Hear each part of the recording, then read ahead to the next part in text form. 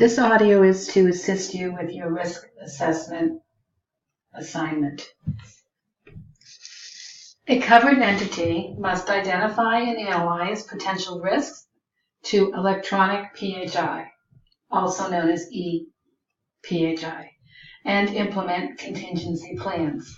The Department of Health and Human Services recommends that covered entities carry out a risk analysis to determine which security measures are reasonable and appropriate for the organization.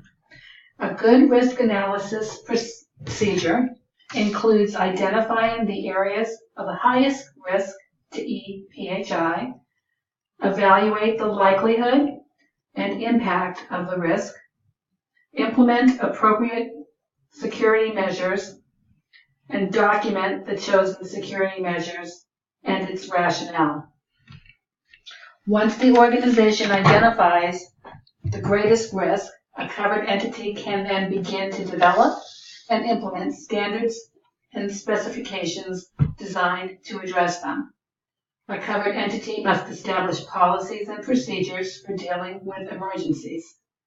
So there needs to be procedures to create and maintain retrievable exact copies of ePHI, procedures as to how to restore the lost data, procedures to enable continuation of critical business processes for protecting ePHI during the time of an emergency, and there needs to be administrative, physical, and technical safeguards.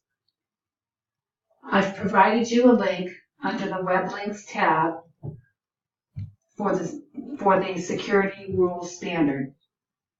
And again, if you have any questions, please do not hesitate to call me.